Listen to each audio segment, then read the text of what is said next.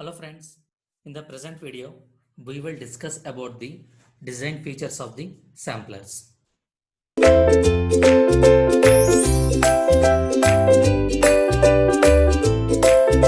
So I'll simply write it down as design of sampler.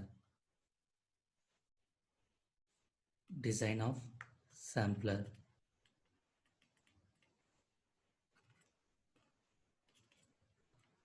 In general, a sampler is consist of three parts.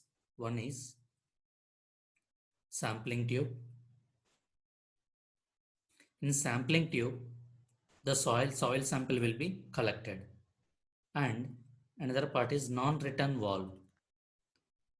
The name itself implies non-return. That means once the sample is collected, this part will not allow sample to fall back, let us say. Next one is cutting edge. So it will cutting edge means this is the end part of the sampler. So by this our sample will be drive through. Suppose if I draw the cross section of the sampler, a normal sampler, it may look like this. Just please consider if my lines are not exactly vertical. Let us see.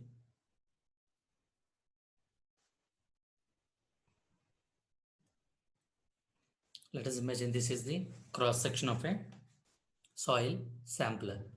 Here, this part is nothing but a sampling tube. Sampling tube.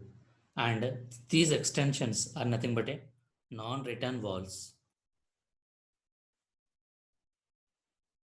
And these are nothing but a cutting edges.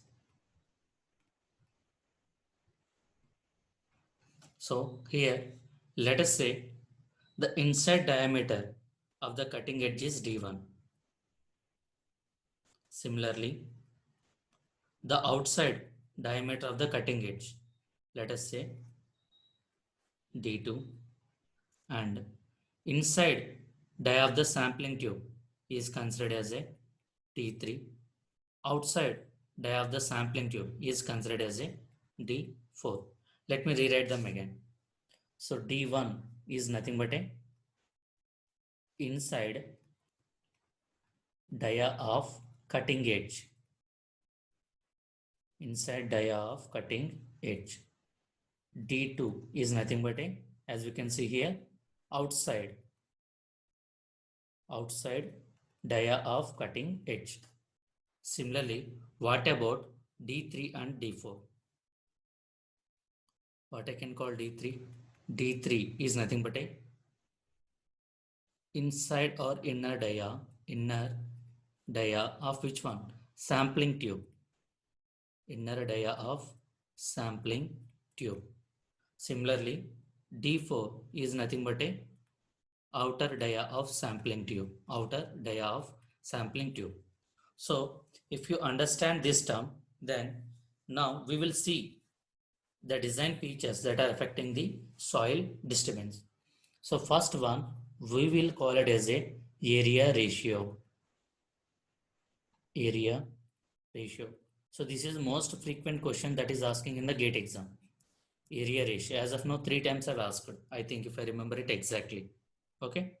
Let us say area ratio I'm representing with capital A subscript R. So I will write it down. Percentage of area ratio, that will be equal to, I can call it as a A2 minus A1 divided by A1. A2 is nothing but a 2 represents the, see, 3, what does 3 represent, what does 4 represent, and what does 1 and what does 2 represent? 1 represents inside dia of cutting edge. 2 represents outside dia of cutting edge. Similarly, 3 represents inside dia of sampling tube. 4 represents outside dia of sampling tube. So if I'm talking about A2 means what? The area of the outer dia of cutting edge. A1 is nothing but a inside dia of cutting edge. So what is the area formula? Pi by 4 d2 square, pi by 4 d1 square, pi by 4 d1 square. Pi by 4 will get cancelled, then what you will get? That will be equal to d2 square minus d1 square divided by D1 square, as you are talking about the percentage into 100. See, sometimes they may ask you the numerical question. What is the area ratio? What is the percentage of area ratio? If they are asking in percentage, you have to represent in terms of 67%, 80% like that. If they ask you what is the area ratio, you have to represent in 0.67, 0.80. If there are options are there, then you can easily select which one is correct. But if you want to enter some numerical type, so you have to see whether they are asking in percentage or whether they are asking in the ratio. Corresponding to that, you have to submit your answer. So in general, the cutting edge should be sharp. Suppose if your cutting edge is sharp, then we can say that least disturbance will be there. We can say least disturbance. That means the area ratio should be less. So in general, it is observed that your area ratio, that means area ratio should be less than 10% in general. But in extreme case, okay, it is not possible for you to maintain this area ratio as less than 10%. In extreme case, your area ratio should not be greater than 20%. You have to remember this value. They can ask you for one more question. So for the least disturbance, your area ratio should be less than 10%, but in any case, it should not be greater than 20%. So they may ask in one more question. So this is about the area ratio. Next, let us talk about inside clearance. Second term, inside clearance. Inside clearance. So normally represented with inside clearance. Clearance C inside I. So CI. So this, here I am talking about the percentage. Percentage of inside clearance, that will be equal to D3 minus D1 divided by D1. Okay. We are talking about the inside clearance. That means, let us say the soil is passing through which one? The soil is passing through T1, D1. It is remains there with the diameter of D3. So if they are talking about the inside clearance, the soil is passing through D1 and it is stayed at a diameter of D3. So D3 minus D1 divided by D1. So first it is passing through D1. That's why denominator will always be the D1. Okay.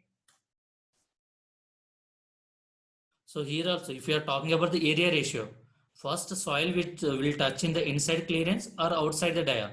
First it will touch the inside, after that it will touch the outside. So it is like a blind rule.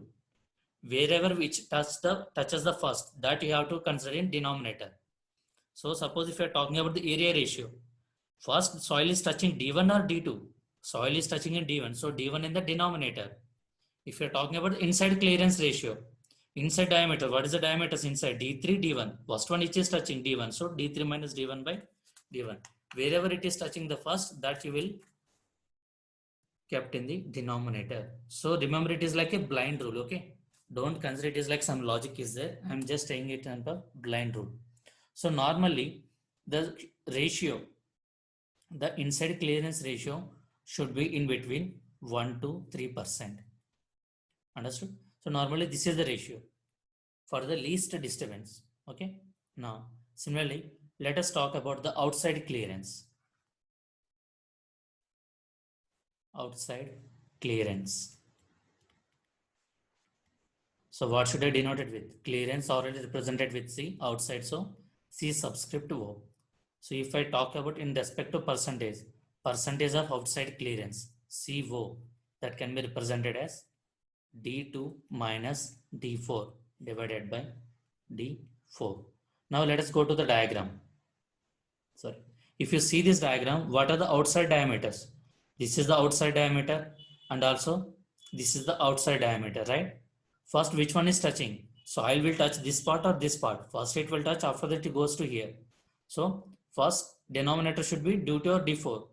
D4 is touching later on. That's why denominator should be D4. So D2 minus D4 divided by D4. So percentage of outside clearance, that will be equal to D2 minus D4 divided by D4. You have to by heart it. As I'm talking about the percentage, I will multiply with 100. So in general, it kept between the outside clearance ratio, it should be between 1 to 3% for the least disturbance.